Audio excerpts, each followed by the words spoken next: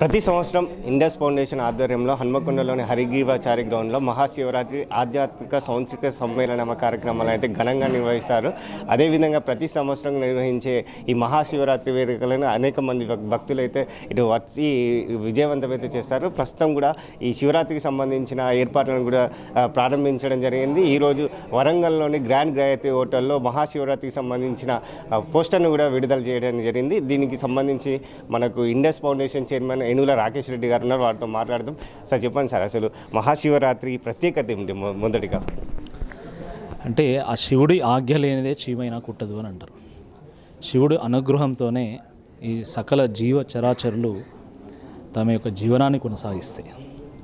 అలాంటి శివుడి పండుగ మహాశివరాత్రి సందర్భంగా ఈ ఓరుగల్లో ఒక ఆధ్యాత్మిక నగరం కాబట్టి, ఒక సాంస్కృతిక నగరం కాబట్టి, ఒక చారిత్రక నగరం కాబట్టి, ఒక కళా రాజధాని కాబట్టి, ఒక సాహిత్య రాజధాని కాబట్టి ఈ ఓరుగల్లు వైభవాన్ని చాటే విధంగా శివరాత్రినే వేదికగా చేసుకొని ఇక్కడ ఒక మంచి కార్యక్రమాన్ని ప్రారంభించాలని చెప్పి 2020లో మహాశివరాత్రి ఆధ్యాత్మిక సాంస్కృతిక సమ్మేళనాన్ని ఇండస్ ఫౌండేషన్ ఆధ్వర్యంలో ప్రారంభించడం జరిగింది. ఇది శివతత్వానికి ఒక నిలయం ఓరుగల్. ఎందుకంటే ఓరుగల్లు వ్యాప్తంగా, తెలంగాణ వ్యాప్తంగా అడుగడుగున అనువున మనకు శివాలయాలు దర్శనమిస్తూ ఉంటాయి. కాబట్టి ఆ కార్యక్రమము శివతత్వాన్ని చాటే కార్యక్రమం కాబట్టి పెద్ద ఎత్తున భక్తులు సుమారుగా 1,00,000 మంది దీనికి హాజరవుతుంటారు. గత 4 సార్లు మేము ఈ యొక్క కార్యక్రమాన్ని నిర్వహించినప్పుడు అత్యద్భుతంగా ఇది విజయవంతమైంది. ఈసారి కూడా విజయవంతమవుతుందని చెప్పి మేము భావిస్తూ ఉన్నాం.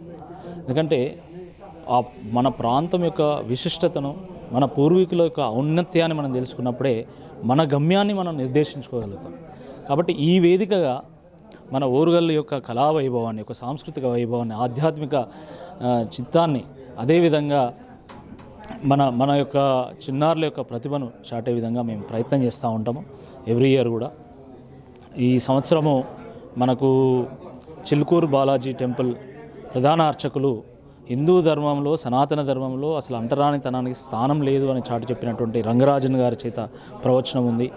ఇస్కాన్ ప్రణవానంద స్వామి వారితోన వారి గీతాసార సందేశం ఉంది. అదేవిధంగా మనకు గడ్డం సమ్మయ్య గారి చేత చందు యక్షగాన సాహిత్య సందేశం కూడా ఉంటుంది. అదేవిధంగా జొన్నవిత్తుల గారు అంటే తెలుగు రచయిత, కవి, దర్శకులు, పేరుడి పాటలకు పెట్టిన పేరుగా ఉన్నటువంటి జొన్నవిత్తుల గారి చేత కూడా సాహిత్య సందేశం ఉంది. ప్రముఖ కవి, రచయిత, తెలంగాణ ఉద్యమానికి ఊపిరిదినటువంటి మన దేశపతి శ్రీనివాస్ గారితో కూడా సాహిత్య సందేశం ఉంటుంది. సప్తహారతి ఉంది, సహస్ర లింగార్చన ఉంది. అదేవిధంగా మన ఓరుగల్లు, ముఖ్యంగా తెలంగాణ ప్రాంతము అనేక జానపద కళలకు పుట్టినిల్లు. కాబట్టి ఆ జానపద కళాకారులైనటువంటి మాట్ల తిరుపతి గారు, శిరీష గారు, భిక్షమమ్మ గారు, అనిత యాదవ్ గారు, సత్యభామ స్వాతి గారు, ఈ రకంగా అనేక మందితోని ప్రదర్శనలు ఉన్నాయి. అదే కాకుండా ప్రముఖ సినీ సింగర్ శ్రీకృష్ణ గారు, పరిచయం అవసరం లేనటువంటి ఒక వ్యక్తి తెలుగు ప్రేక్షకులు, వారి చేత భక్తి పాటలు కూడా ఉంటాయి. అంటే చిన్నవాళ్ళ నుండి పెద్దవాళ్ళ వరకు అన్ని ఏజ్ గ్రూప్స్కి కావాల్సినటువంటి ఒక కార్యక్రమాలన్నీ కూడా రూపకల్పన చేసి దీన్ని ఆధ్యాత్మిక సాంస్కృతిక సమ్మేళనంగా మేము అందించదలుచుకున్నాం. కాబట్టి పెద్ద ఎత్తున ఓరుగల్లు ప్రజలు దీంట్లో పాల్గొనాలని, వివిధ జిల్లాల ప్రజలు కూడా చాలామంది వస్తున్నారు, వాళ్ళకు కూడా కావాల్సిన ఏర్పాట్లు చేస్తామని చెప్పి ఈ సందర్భంగా. అంటే ఇలాంటి కార్యక్రమాలు చేయాలనే ఆలోచన ఎలా కలిగింది? ఏ సంవత్సరం నుంచి ఇది ప్రారంభించారు మీరు? అంటే కార్యక్రమాలు కొంతమంది పేరు కోసం చేస్తారు, కొంతమంది పబ్లిసిటీ కోసం చేస్తారు, కొంతమంది పైసల కోసం చేస్తారు. కానీ ఈ కార్యక్రమం ఈ గడ్డ కోసం చేస్తున్నాం. ఎందుకంటే ఇది చాలా ప్రత్యేకమైనటువంటి ఒక ప్రాంతం. ఇది ఒక కళా రాజధాని, ఒక సాంస్కృతిక రాజధాని, ఒక చారిత్రక నగరం, ఒక ఆధ్యాత్మిక నగరం, అనేక జానపద కళలకు పుట్టినిల్లు. ఒక చిందు యక్షగానం, చిందు భాగవతం, పేరని, బతుకమ్మ, బొడ్డెమ్మ, బోనాలు, హరికథ, బుర్రకథ, ఒగ్గు కథ, పట్నాలు, జాతరలు, ఇన్ని రకాల సాంస్కృతిక కళారూపాలు కేవలం ఈ ప్రాంతంలో మాత్రమే ఉంటాయి. ఆ కళారూపాలే ఒక గొప్ప నాగరికతకు ప్రాణం పోసినాయి. ఆ నాగరికతనే ఒక గొప్ప సంస్కృతికి దారితీసింది. ఆ సంస్కృతియే తెలంగాణకంటూ ఒక ఐడెంటిటీ ఇచ్చింది. ఇప్పుడు ఆంధ్ర ప్రాంతానికి, ఇక్కడ తెలంగాణ ప్రాంతానికి తేడా ఏంటి అంటే, దీని ప్రత్యేకత ఏంటి అంటే, దీనికి ఉన్నటువంటి ఒక సంస్కృతి. ఈ కళారూపాలు కానీ, ఈ కళాఖండాలు మీకు ఎక్కడ కూడా కనబడవు. ఈ ఒక గొప్ప గుర్తింపునిచ్చినాయి. ఆ గుర్తింపును చాటే విధంగా తద్వారా ఒక స్ఫూర్తిని రగిలించాలనేటువంటి ఉద్దేశంతోనే ఓరుగల్లు మట్టి బిడ్డగా, ఓరుగల్లు బిడ్డగా నేను, మా టీం కూడా అందరం కూడా ఈ కార్యక్రమం మనం అందించాలా. ఎందుకంటే రాజకీయ నాయకులుగా మనం రోజు ధర్నాలు, రాస్తారోకలు, లొల్లులు, కొట్లాటలు ఇవన్నీ మాకు సహజం. కానీ ప్రాంతం కోసం పనిచేయాలి, పుట్టిన గడ్డ కోసం పనిచేయాలి అనే ఉద్దేశంతోనే ఈ యొక్క కార్యక్రమాన్ని మేము రూపొందించడం జరిగింది. చాలా పెద్ద ఎత్తున ప్రజలు అక్కడే చేర్చుకున్నారు. చాలామంది అన్నారు ఓరుగల్లులో ఆధ్యాత్మిక కార్యక్రమం పెడితే ఇంత పెద్ద గ్రౌండ్ నిండుతుందా, ఏముందో చిన్న ఫంక్షన్ హాల్ పెట్టపోయినలో అని అన్నారు.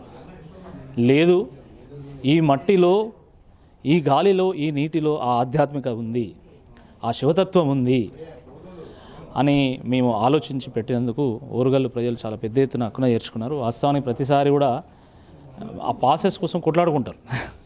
అసలు ఆ గ్రౌండ్ సరిపోదు, బయట ఉండి చూస్తూ ఉంటారు, ఆన్లైన్లో చూస్తూ ఉంటారు చాలామంది. కాబట్టి ఇది మా గొప్పతనం కాదు, ఇది ఓరుగల్లు గొప్పతనం, ఆ శివుడి యొక్క గొప్పతనం. ఆ శివుడి అనుగ్రహం వల్లనే ఈ కార్యక్రమం ఇంత విజయవంతంగా కొనసాగుతుంది. కాబట్టి ఈ సందర్భంగా మరొకసారి నేను ఓరుగల్లు ప్రజలకు, అదేవిధంగా తెలంగాణ వ్యాప్తంగా ఉన్నటువంటి తెలుగు భాష, తెలుగు సంస్కృతి, తెలంగాణ సంస్కృతి, సాహిత్య అభిమానులందరూ కూడా నేను కోరుతున్నా, కవులను, కళాకారులందరూ కూడా కోరుతున్నా, ఈ కార్యక్రమంలో పాల్గొనండి.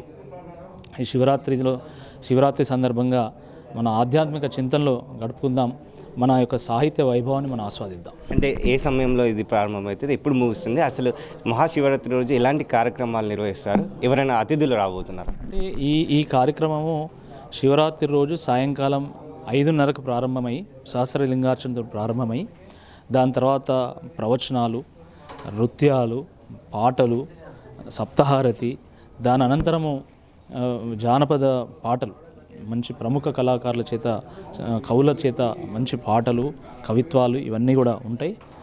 ఈ పద్మశ్రీలు చాలామంది, పద్మశ్రీలు అంటే స్టేట్ హానర్డ్ గెస్ట్ చాలామంది వస్తున్నారు, ప్రముఖ కళాకారులు వస్తున్నారు, కవులు వస్తున్నారు. దీనితో పాటు ఎవరో ఒకరు గెస్ట్గా ఉంటారు. గెస్ట్ అయితే ఇంకా ఫైనల్ కాలేదు, గెస్ట్ ఫైనల్ అవుతుంది, అది కూడా మేము త్వరలోనే ప్రకటిస్తాం.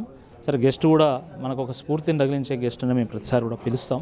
గతంలో గవర్నర్ గారు వచ్చారు ఇక్కడికి, గతంలో అనేక మంది పద్మశ్రీలు వచ్చారు, సాహిత్య కళా అవార్డ్స్ తీసుకున్నటువంటి వాళ్ళు వచ్చారు.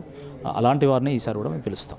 గత ఏడాదితో పోడితే ఈ సంవత్సరం ఏమైనా భక్తులు పెరిగే అవకాశం ఉందా? 100% పెరుగుతారు. ఎందుకంటే ఒక ఆధ్యాత్మిక చింతన, ఆ వాతావరణం ఈరోజు తెలంగాణలో దేశవ్యాప్తంగా నెలకొంది.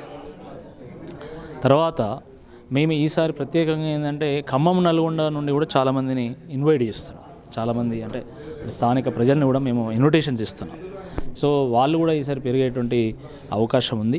సో తప్పకుండా వారు ఆ క్రౌడ్కు తగ్గట్టు అన్ని ఏర్పాట్లు కూడా మేము చేస్తాం. అంటే ట్రాఫిక్ ఇబ్బందులు లేకుండా, లేదా వాళ్ళకు టాయిలెట్స్ ఇబ్బంది లేకుండా, వాటర్ ఇబ్బంది లేకుండా, ఇవన్నీ కూడా మేము అన్ని జాగ్రత్తలు మేము పాటిస్తాం. సుమారుగా ఒక 200 మంది నెల రోజుల పాటు దీనికోసం కృషి చేస్తారు.